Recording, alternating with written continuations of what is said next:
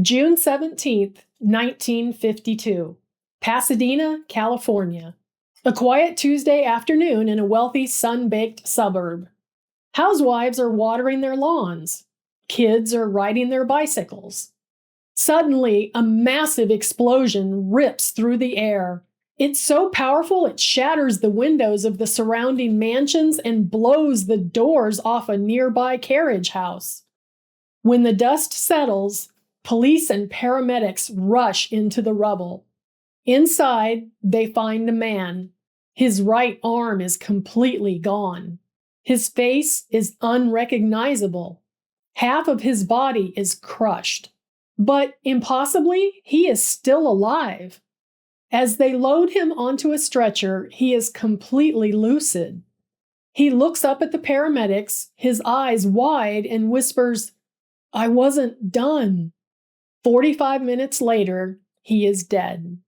His name is Jack Parsons, and at 37 years old, he was one of the most brilliant minds of the 20th century. He was a principal founder of the Jet Propulsion Laboratory, JPL. He invented the first castable solid rocket propellant, a discovery that quite literally paved the way for humanity to go to the moon. He was a bona fide American hero who helped the Allies win World War II. But that was just his day job. By night, Jack Parsons lived a double life so wild, so audacious, and so deeply weird that if you put it in a movie, you'd say it was absolute bullshit. By night, Jack was a devoted disciple of the infamous British occultist Aleister Crowley. By night, Jack was the head of a secret magical order, performing wild, drug-fueled sex magic rituals in the Mojave Desert to summon an ancient, multi-dimensional goddess. And right before he blew himself to pieces, he managed to get mixed up with a charismatic, red-headed science fiction writer who would go on to steal Jack's money, steal Jack's girlfriend, and found the Church of Scientology. This is the true story of Jack Parsons, a story of rocket science, black magic, epic betrayal, and the wildest confrontation in occult history. Buckle up, history people. It's going to be a bumpy ride. To understand how Jack Parsons ended up exploding in a Pasadena garage, you have to understand how he started. Born Marble Whiteside Parsons in 1914, yes, his real name was Marvel, which is incredibly badass, though he preferred Jack. He grew up the pampered son of a wealthy family that lost everything in the Great Depression. Jack was a loner. He wasn't interested in sports. He wasn't interested in normal teenage stuff. Jack was obsessed with two things: explosions and outer space. Keep in mind, in the 1920s and 30s, rocket science wasn't a respected field. It was considered the realm of crackpots, lunatics, and science fiction writers. If you told a respectable physicist that you wanted to build a rocket to go to the moon, they'd laugh you out of the room. But Jack didn't give a damn. He and his best friend, Ed Foreman, started building gunpowder rockets in their backyard. Jack was a self-taught chemist. He never actually graduated from college. He was a rogue genius who learned by blowing things up. In 1934, Jack and Ed managed to talk their way into a partnership with a brilliant Caltech graduate student named Frank Molina. Molina provided the advanced math. Jack provided the chemistry and the guts. They became known around Caltech as the Suicide Squad. Why? Because their experiments kept blowing up and nearly killing people. Caltech eventually kicked them off campus and told them to do their dangerous little tests out in the dry riverbed of the Arroyo Seco, far away from any expensive buildings. But here's the thing. Their crazy-ass experiments worked. Jack Parsons figured out something no one else could. He invented a castable solid rocket propellant. a stable fuel that wouldn't just blow up instantly, but would burn evenly, providing sustained thrust. When World War II broke out, the U.S. military desperately needed a way to help heavy airplanes take off from short aircraft carrier decks. Jack's invention, the JATO rocket, which stands for Jet Assisted Takeoff, was the answer. Suddenly, the crackpots were saving the free world. The military threw money at them.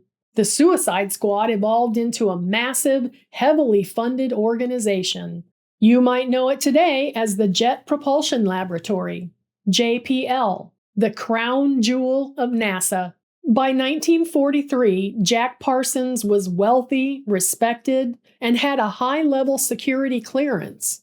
By day, he was an American hero pushing the boundaries of human flight. But when the sun went down, Jack went looking for a different kind of flight entirely.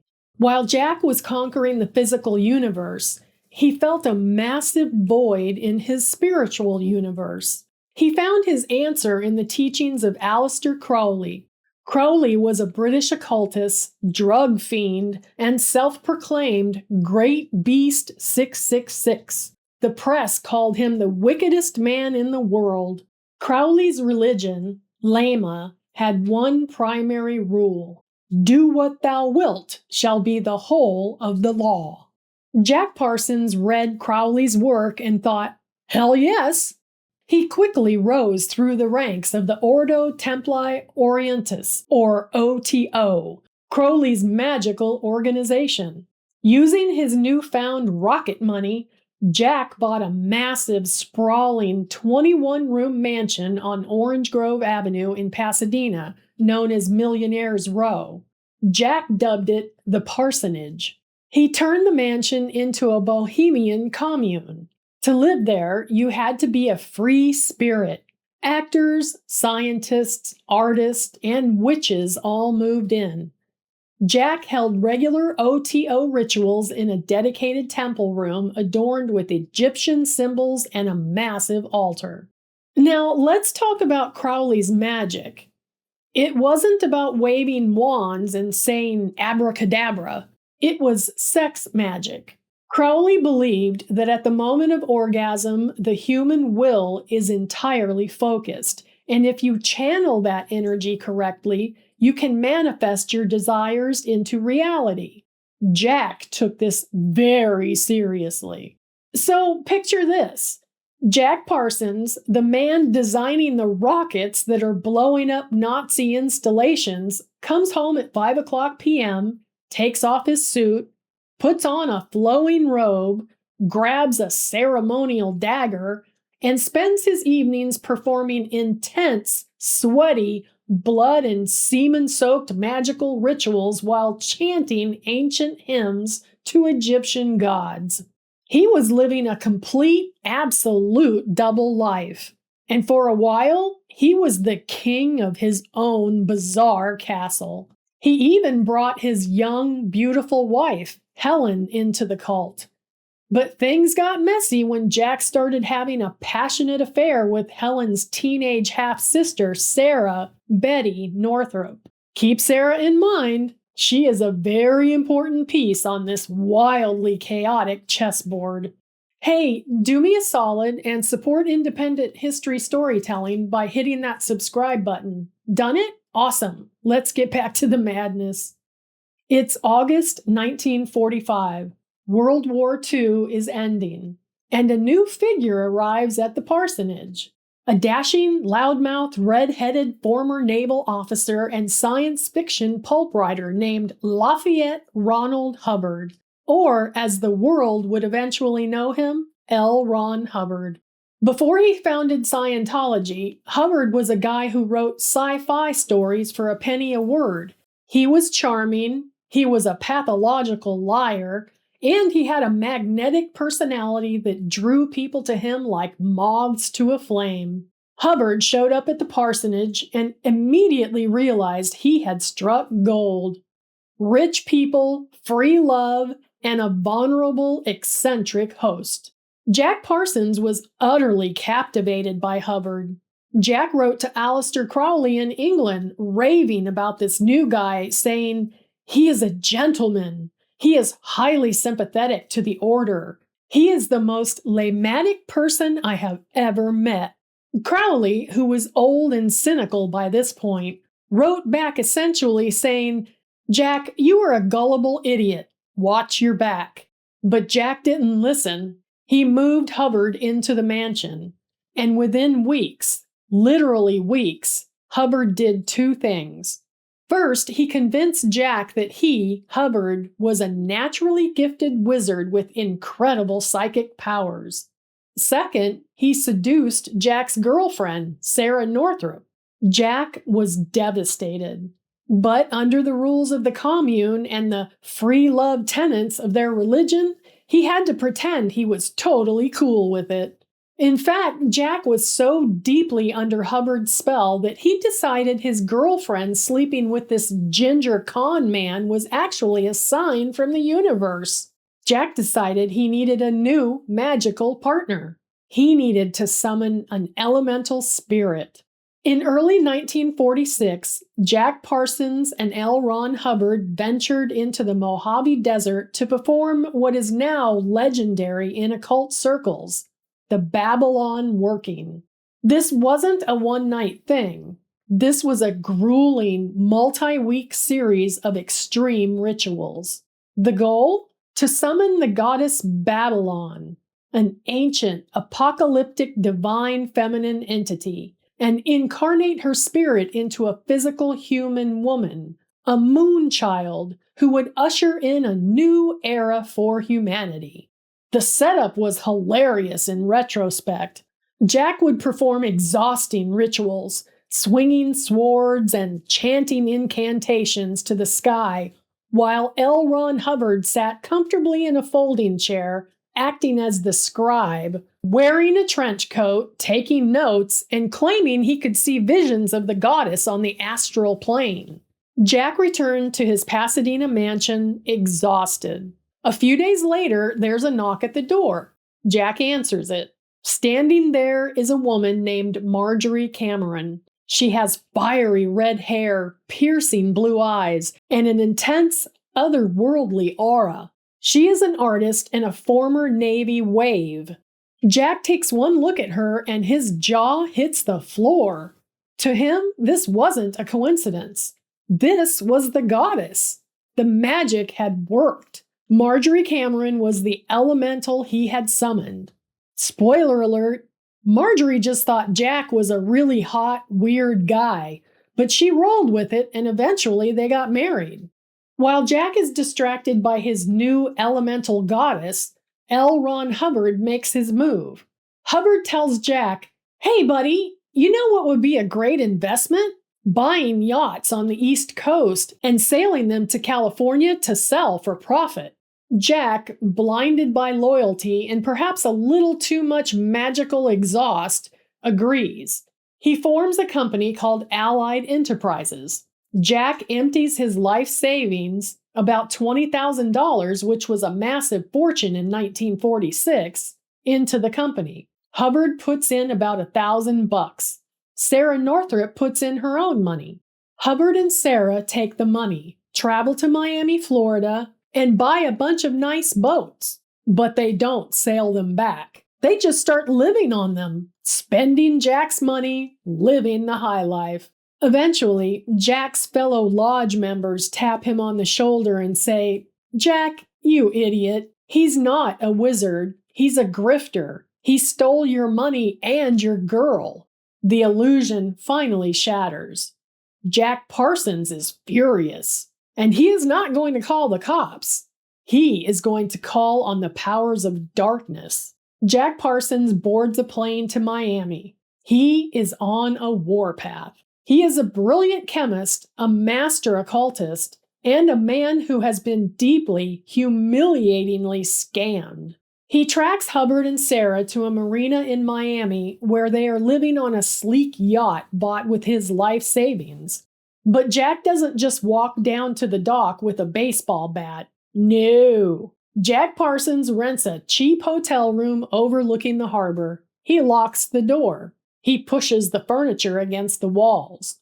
He draws a massive pentagram on the floor. Jack initiates the banishing ritual of the pentagram and the invocation of Bartzabel, the spirit of Mars, the spirit of war, the spirit of vengeance. Jack is literally trying to perform a magical hit on L. Ron Hubbard. He wants to summon a storm to trap the yacht. He's in this humid Miami hotel room, screaming ancient chants at the top of his lungs, stabbing the air with his ceremonial dagger. Now, I want you to picture the scene down at the marina. L. Ron Hubbard, wearing a captain's hat, probably sipping a martini paid for by Jack, is getting ready to set sail and escape to the Caribbean. Sarah is untying the lines. They are about to make a clean getaway.